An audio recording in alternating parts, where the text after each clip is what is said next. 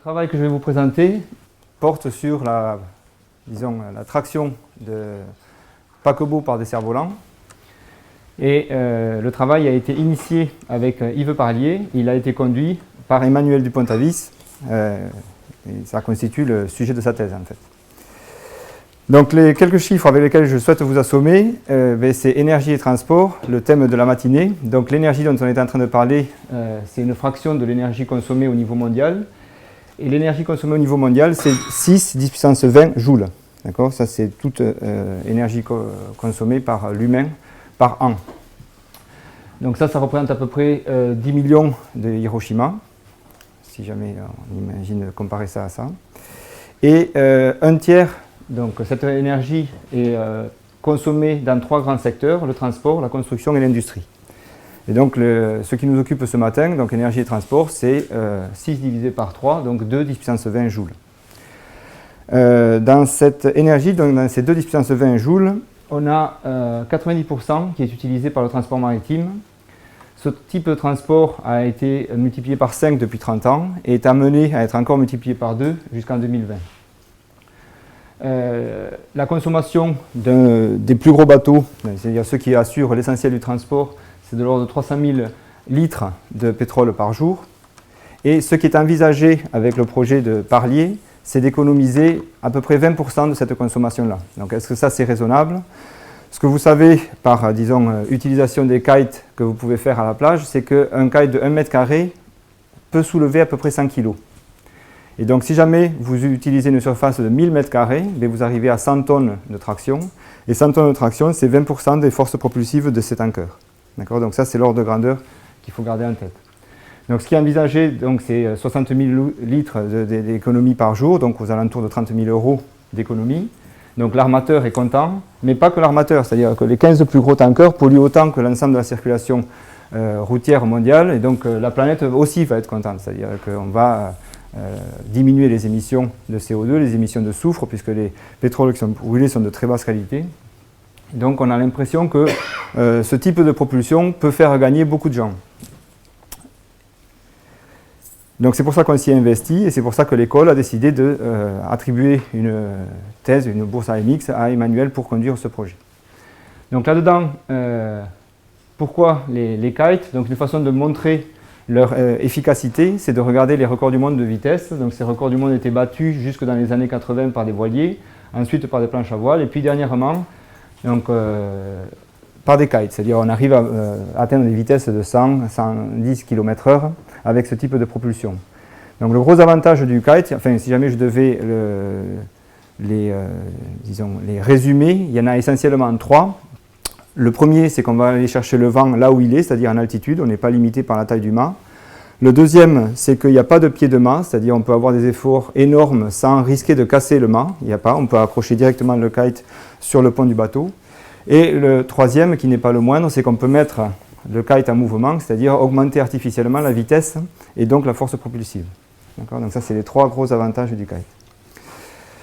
Il y a des avantages, mais il y a des inconvénients. Les inconvénients, c'est sa stabilité, c'est-à-dire il faut vérifier que le système que l'on développe soit stable, c'est-à-dire que le tanker, une fois qu'il développe sa voile, il ne la perd pas immédiatement parce qu'elle s'est couchée à la mer et qu'il ne va pas s'arrêter pour la récupérer. D'accord ? Donc le prix du dispositif qui est envisagé, c'est aux alentours de 100 000 € et donc on ne peut pas perdre 100 000 € juste après l'avoir sorti. Il faut que le système soit stable. Et donc c'est là-dessus que nous, on est intervenu, c'est-à-dire étudier la stabilité de vol. Donc on a mis ces types de structures dans des souffleries. Donc ça je vous montre, donc le vent vient vers vous. Et si jamais vous ne faites rien, un des dangers c'est ça, c'est-à-dire que la structure rentre dans un mode d'instabilité et elle se couche au sol après quelques cycles. Et donc on a pas mal étudié la dynamique de vol de ces structures et puis une solution assez élégante qu'a trouvée Emmanuel, c'est de les doubler. Donc si jamais vous faites des systèmes de multi-kites, donc ils peuvent s'agiter, gigoter, mais ils ne se couchent jamais au sol, c'est-à-dire ils ont une stabilité. La stabilité va augmenter avec le nombre de kites, c'est-à-dire si jamais vous en mettez 5, vous avez une structure qui devient extrêmement stable. Et c'est ça que, alors évidemment, ça va être plus difficile à construire, mais ça, c'est pas notre problème. Nous, on nous pose la question de la stabilité. Donc la réponse, c'est si jamais vous voulez être stable, il faut en mettre plusieurs. Ça, c'est une solution qui semble être aérodynamiquement simple, disons. Après, pour les manufacturiers, peut-être que ça va être un petit peu plus difficile. Donc ces structures de multiplans, elles ont déjà été envisagées pour l'aviation, puisqu'on avait des biplans, on continue à en avoir, on a même fait des triplans, des quadruplans, des quintuplans, des vintuplans et des 200tuplans.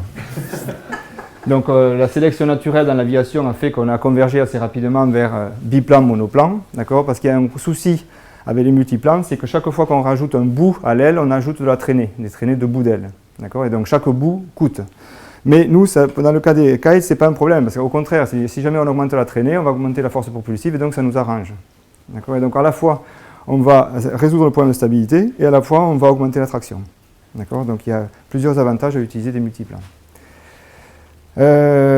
Donc les applications actuelles, donc celle qui a été testée, c'est un monoplan, donc avec Yves Parlier qui était dans le bateau ici, donc c'est un chalutier au Canada, et qui a acheté un kite de 20 mètres carrés et qui l'utilise pour aller sur les zones de pêche, et ça lui fait économiser déjà 15% de sa consommation de gasoil. Les autres applications, autres que les tankers, donc le bateau de pêche, dévier les icebergs qui se multiplient à la surface de l'océan de la route des bateaux, augmenter la discrétion des navires militaires puisqu'on peut couper l'hélice et continuer à se propager sans faire de bruit avec ce type de propulsion-là.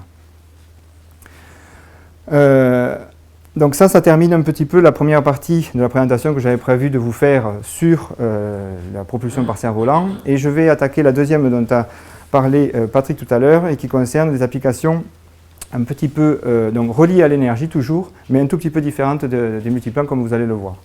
Donc une des raisons, une des traînées que les navires ont à vaincre pour se déplacer à la surface de l'océan, c'est la traînée de vagues. Vous voyez que dès que vous êtes à la surface, vous générez des vagues, et ça a un coût. Une façon de montrer qu'il y a un coût, c'est de comparer la vitesse des sous-marins, soit en plongée, c'est-à-dire loin de la surface, soit alors à la surface libre. Donc quand ils sont en plongée, ce que vous voyez, c'est qu'ils vont systématiquement plus vite que quand ils sont à la surface. D'accord ? Et la différence, je l'ai indiqué ici, elle va être très sensible. Et la seule différence qu'il y a entre la plongée et la surface, c'est qu'en plongée, ils ne font pas de vagues. D'accord ? Donc une autre façon de le voir, c'est dans un contexte un tout petit peu différent. C'est un contexte de nage. Donc ça, c'est l'étude de ces sillages de navires. Ça a été fait avec une bourse DGA par Adrien Benugiglio au laboratoire. Et la remarque est la suivante. Donc on est dans des championnats américains, c'est un 50 mètres d'eau.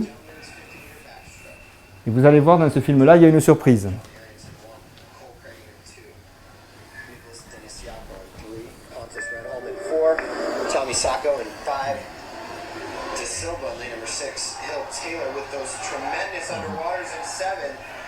Donc la surprise, elle est là. Donc, regardez, il n'utilise pas les bras. Hein.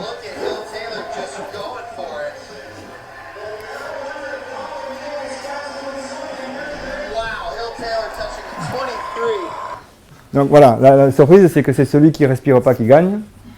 Et donc évidemment, donc pourquoi il gagne? C'est donc il n'a pas plus d'énergie que les autres, il en a presque moins puisqu'il n'utilise pas les bras.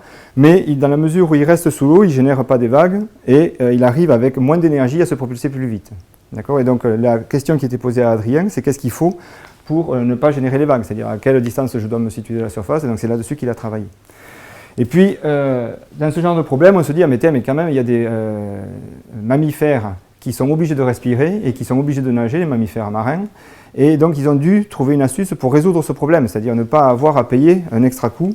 Et donc, l'astuce qu'ils utilisent, c'est la suivante, c'est qu'ils sautent.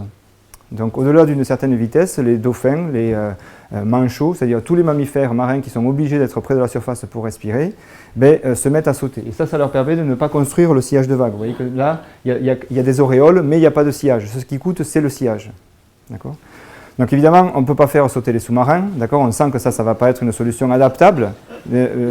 On voit qu'on peut les faire, certes, mettre en plongée, mais ça ne va pas pouvoir être utilisé pour les cargos, quoique, c'est-à-dire actuellement, une des solutions qui est envisagée pour certains types de cargos, c'est d'immerger l'arrière. Mais on peut, si une fois qu'on a compris que le coût c'est le sillage, on peut se débrouiller pour que le sillage qui est créé par la proue soit annulé par le sillage de l'arrière. D'accord ? Et donc si jamais on se débrouille pour caler correctement la taille des navires et leur forme, on peut diminuer énormément le coût associé au sillage de vagues. Donc ça c'était le deuxième point. Le dernier avec lequel je veux terminer, c'est aussi un type de propulsion sur lequel on réfléchit au laboratoire, c'est la thèse d'Elin de Hanchoverker. C'est un moyen de propulsion, il n'y a pas plus efficace, c'est-à-dire on ne consomme pas d'énergie, on se déplace à plusieurs mètres par seconde à la vitesse de l'océan pendant des centaines de mètres, voire de kilomètres. Donc ça, ce système-là, il est utilisé par les dauphins, ça s'appelle le surf, d'accord, c'est-à-dire le dauphin se positionne dans une partie de la vague sans bouger, le seul coup qu'il a, c'est de rigidifier son corps, et puis il se laisse porter par la vague.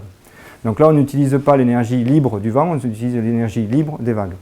Et la question qui est posée à Elin, c'est est-ce qu'on peut transporter du matériel avec ce type de propagation? Par exemple, on imagine un cargo ou un navire militaire qui doit se tenir loin des côtes, mais qui veut décharger du matériel parce que la côte est chahutée. Bon, ben, est-ce qu'il peut utiliser un batteur pour décharger ses caisses et les amener sur la côte? D'accord, c'est ce genre d'application que l'on a proposé à la DGA. Donc, ce qui est fait avec Elin, donc elle met des petits transporteurs ici, et puis elle regarde sous quelles conditions de vitesse initiale elle peut utiliser l'énergie des vagues de son canal à houle pour les transporter. Donc des fois ça ne marche pas, des fois ça marche, et la question c'est quand est-ce que ça marche, qu'est-ce qu'on peut faire pour que ça marche mieux. Et là, il n'y a pas de limite sur la taille, c'est-à-dire que...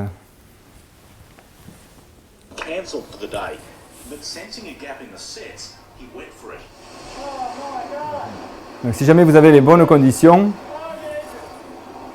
vous pouvez transporter des choses...